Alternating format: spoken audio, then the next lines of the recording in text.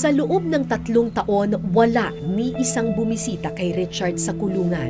Walang bakas ng kanyang pamilya, liban na lang sa litrato ng isang batang nakatoga na nagsisilbing inspirasyon sa kanya. Pero sino nga ba ang batang ito? Meron siyang picture ng batang babae na nakatoga doon sa kanyang ID. Sabi niya anak daw niya yun. At totoo po, hindi po niya yan anak. So napulot niya lang po yun natapon at inangkin niya po yun na kanyang anak daw po na Napulot lang grumadre. niya yung alin. Yung picture po na yun. Napulot lang niya yung picture tapos sinabi niyang anak na niya. Yes po. Bakit kaya? Siguro po, gusto niya siguro magkaroon siya ng anak na nakikita niya nakapagtapos naman kahit papano. Kasi tingin niya siguro sa sarili niya, ako hindi ako nakapagtapos. Sana may anak ako na nakapagtapos.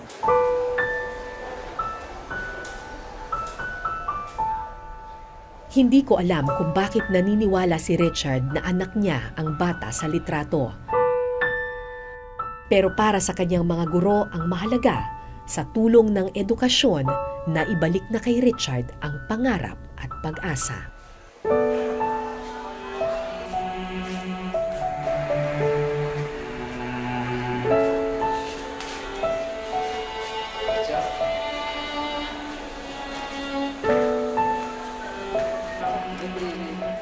Si Richard ay isa lamang sa daan-daang estudyante ng Alternative Learning System sa loob ng Bilibid.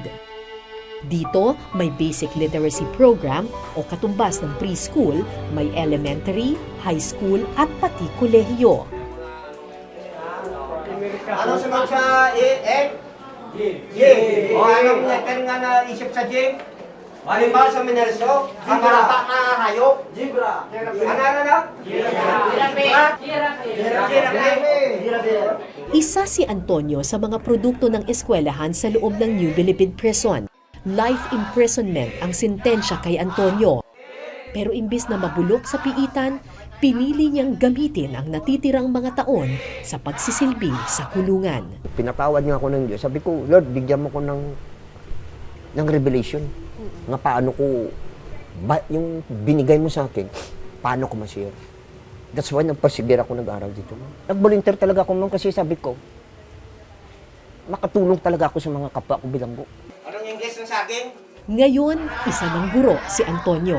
Araw-araw nagtuturo siya sa mga kapwa niya preso ng pagsusulat at pagbabasa.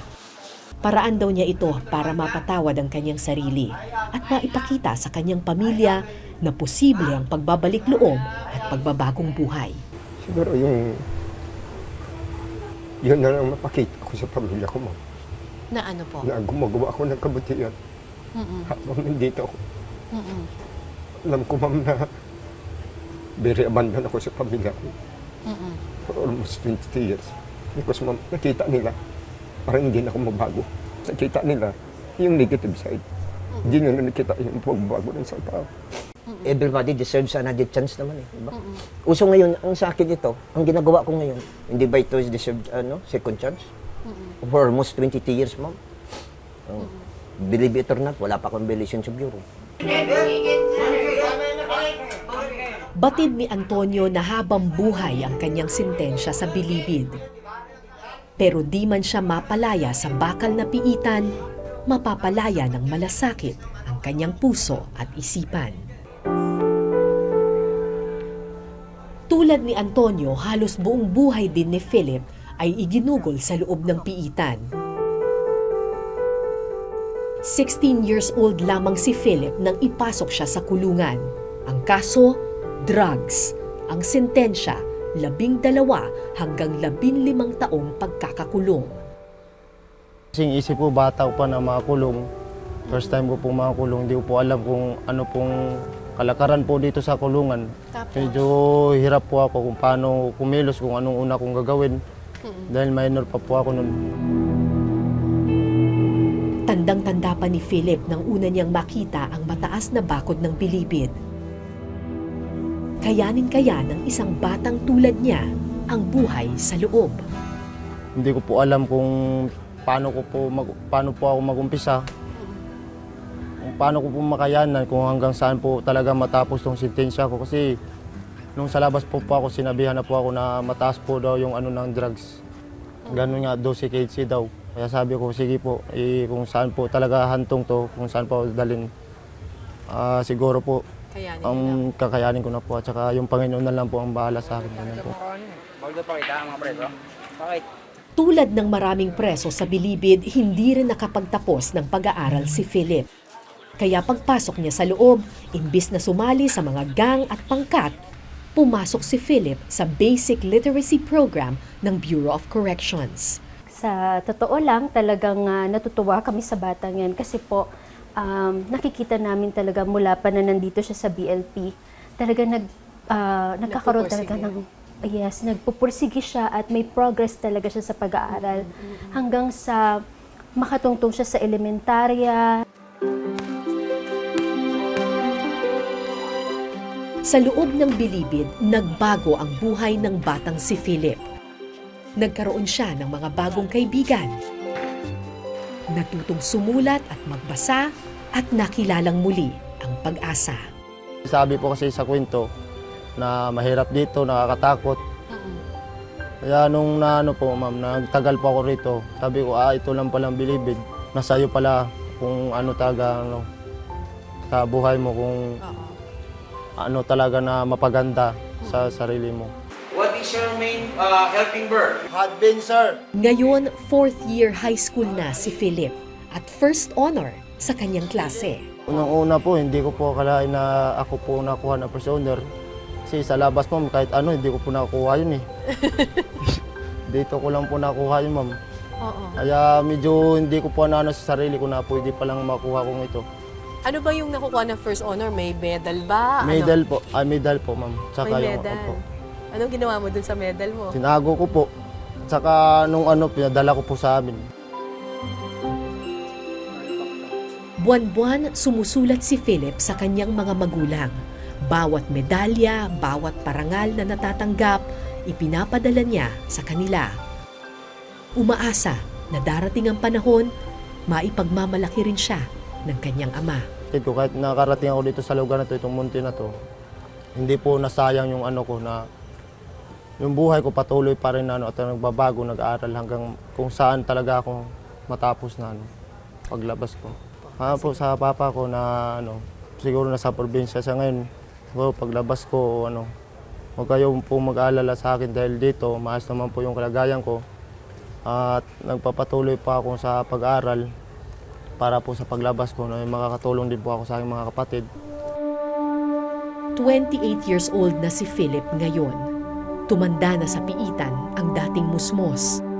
Pagkatapos ng 12 taong pagkakakulong, may naghihintay pa nga bang kapalaran para sa mga tulad niya?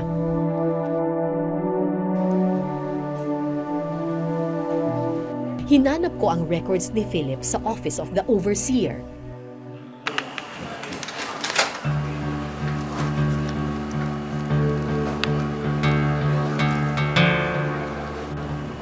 Ano bang nandun? Kasi marami na po siya napuntahan na selda. O kasi bata pa lang siya nung nadala siya dito kaya iba-iba na siyang selde Kasi 16 lang siya nata nung dinala siya dito. So nag-juvenile yan siya. Noong 2003 po. Oo, tapos nalipat-lipat na. Opo. So wala na siya dito? Isa-isahin man namin ang mga folder sa cabinet, hindi namin mahanap ang record ni Philip.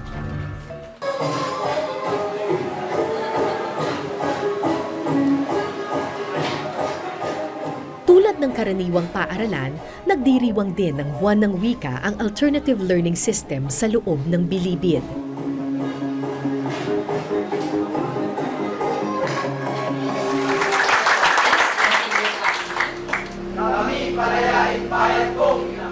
Bawat isang preso nakibahagi sa pagsasayaw at pagbigkas ng mga tula na ilang linggo nilang inensayo. At sa sandaling panahong iyon, nakalimutan nila ang pagiging bilanggo. Tuluyan silang napalaya ng edukasyon. Ang huling nagtanghal ay isang preso na bumigkas ng isang orihinal na tula.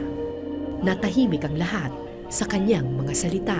Maulit-ulit sa isip, may pag-asa pa, may pag-asa pa, may pag-asa pa. Wala na, wala na, wala na. Nangangarap ng nag-iisa, nangangarap ng kalayaan sa hatol na kamatayan. Panginoon, ako po'y tulungan. Panginoon, ako po'y tulungan sa parusang kamatayan. Panginoon, ako po'y patawarin sa aking mga kasalanan. At tumulong Habang pinakinggan ko ang tula, bumalik sa alaala ang kwento ng binatang si Philip. May pag-asa pa nga ba para sa kanya? Masilayan pa kaya niya ang buhay sa laya? Binalikan ko ang tagapamahala ng records ng mga bilanggo. At sa pagkakataong ito, nahanap na ang papel ng binata. Nagulat ako sa aking natuklasan. At ito na yung record niya.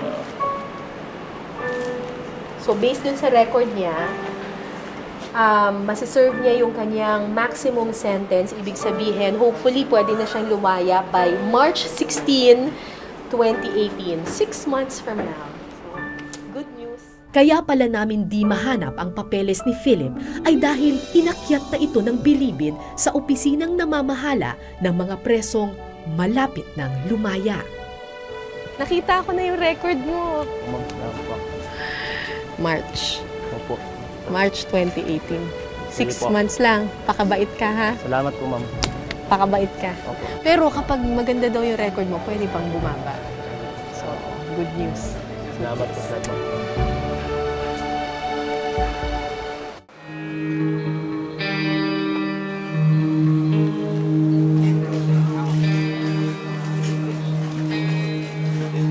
Sa panahon kung kailan salot ang tingin sa halos lahat ng sospek at kriminal, madaling husgahan ng isang tao dahil sa nagawa niyang kasalanan. Dito, tayo ko limbawa. Karak! Karak! Karak! Pero sa loob ng bilibid ko natuklasan na hindi nagtatapos sa kasalanan ang buod ng pagkatao ng isang individual. Siya ay mabait. Mahaba ang kanyang buhok. Laging Sabi nga nila, every person deserves a chance, and kumbaga, lahat naman po talaga tayo nagkakasala. So, bigyan natin sila ng pagkakataon. Man is basically good, sabi nga po nila. So, hindi talaga, ang tao ay talagang may kabutihan pa rin. Kahit na anong sama ng isang tao, meron pa rin natitirang kabutihan sa kanyang puso. Kaya naniniwala po kami na ang mga bilanggo ay magbabago kahit po sila ay nagkasala ng napakatinding kasalanan. Dahil sa likod ng bawat bilanggo ay kwento ng pagsubok at pagbabago. At sa loob ng pinakamadidilim na selda, posible pa ring sumikat ang pag-asa. Kaya ako nandito sa inyong harapan para patunayan na ang Diyos ang tunay na kaligtasan at kalayaan. Ako, kayo, ay bahagi ng kwento ng mga bilanggo. Ako po si Cara David at ito po ang Eyewitness.